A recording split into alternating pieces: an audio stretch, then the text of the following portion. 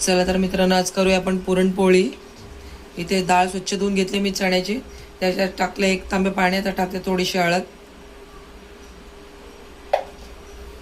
आता टाकूया थोडंसं तेल। चला आता कुकरला ढाकण लावते आणि 3 शिट्ट्या फास्ट आणि 4 शिट्ट्या स्लोवरती काढून घेते, म्हणजे चण्याची डाळ मस्त मऊसूत शिजेल आपली। चला तर मित्रांनो, इथे डाळ मस्त मऊसूत शिजलेले दाखवते तुम्हाला। हे बघा डाळ दाखवते मला, हे बघा। चला तर डाळीचं पाणी काढून घेते आमटीसाठी आणि थोडंसं डाळ पण काढून घेते। चला तर मित्रांनो, इथे पाणी पण काढले डाळीचं आणि इथे डाळ पण काढून ठेवले आमटीसाठी। आणि उरलेल्या डाळीत आता पाणी अजिबात नाही आहे। आता टाकते याच्यात गूळ, अर्धा किलो डाळ तर अर्धा किलो गूळ घ्यायचा आपल्याला। तुम्हाला कमी गोड हवा असेल तर कमी घेऊ शकता। चला तर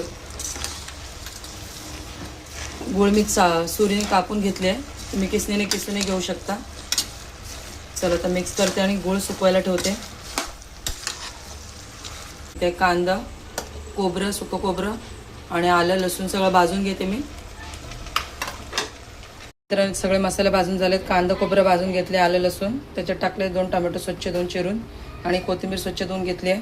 आता हे सगळं मिक्सरला बारीक करून घेते आणि ते बडीशोप, सुंठ आणि जायफळ हे मिक्सरला बारीक वाटून घेते, छोट्या भांड्याला आणि मोठ्या भांड्यात। मग वरणमध्ये टाकायला मी 2 वेळेचं करते, म्हणजे थोडंसं जास्तीचेच मसाले मिक्सरला वाटून ठेवते, नेक्स्ट टाइम पण कामाला येईल। मित्रांनो, इथं बघू शकता डाळीचं पाणी पूर्ण सुकलेलं आहे। आता टाकते मी मसाले, सुंठ, जायफळ आणि बडीशोप तिन्ही सोबत वाटून घेतले मी। आता थोडंसं टाकते याच्यात, तुम्ही तुमच्या अंदाजे टाकू शकता, पाव किलो डाळ, अर्धा किलो डाळ त्याच्या हिशोबाने। आता थोडंसं ठेवते मी, बस झालं एवढं। चला तर सगळं मिक्स करते आणि आता गॅस बंद करते। चला तर मित्रांनो, आता डाळ वाटून घेते चाळणीमध्ये। ही चाळणी बघू शकता तुम्ही, बारीक ओलाची आहे आणि ते टोप घेतले। टोप असं घ्या की ज्याच्यावरची चाळणी आपली बसेल। आता एक लांब तोंडाचा तांब्या घेते, म्हणजे असं लांब असलेलं।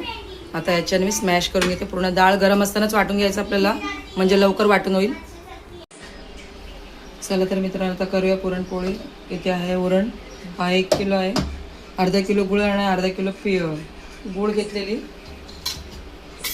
आणि ते पीठ, अर्धा किलो मैदा आणि अर्धा किलो गव्हाचं पीठ घेते। तुम्हाला पाहिजे असेल तर तुम्ही पूर्ण गहूच घेऊ शकता, नाही तर मैदाच घेऊ शकता। चला तर इथे जागा कमी आहे तर काढते मी, वर करते।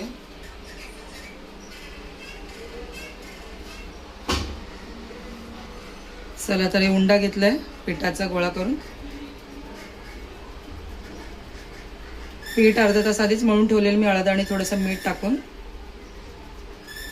चला आता याच्यात टाकता हा गोळा पुरणाचा आणि असं करत करत आपल्याला वर आणायचं। पीठ बघू शकता तुम्ही कसं करते मी।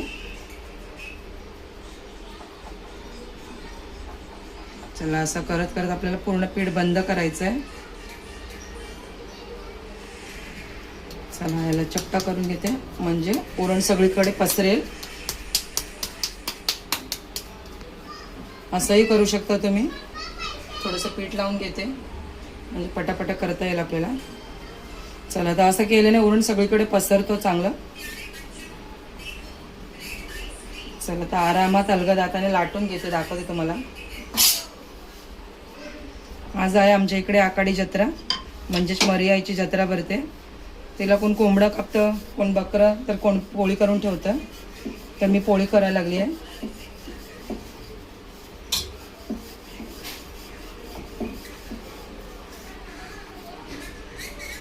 चला तर मित्रांनो, ते पोळी लाटून झालेले बघू शकता आणि ते तवा तापले। आता टाकले मी तेल आणि आता टाकते पोळी।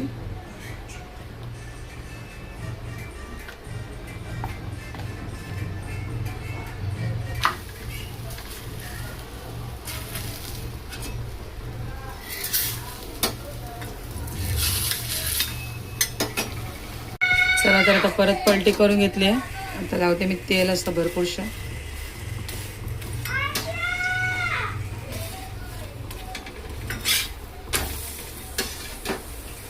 चला तर पोळी बघू शकता मस्त टम्म फुगलेली आहे।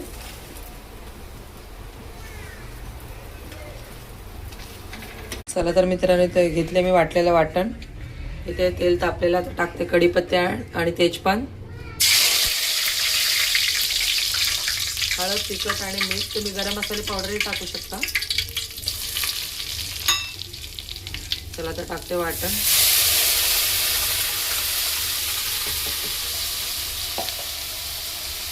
आता टाकते कोकम.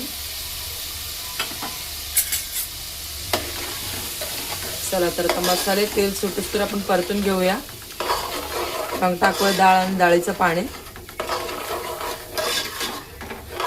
चला तर मित्रांनो इथं बघू शकता मसाल्याने मस्त तेल सोडलेलं आहे. आता टाकते मी डाळ आणि डाळीचं पाणी. आता टाकूया आमटीला आपलं किती पातळ पाहिजे किती घट्ट पाहिजे त्या हिशोबाने आपण पाणी टाकूया.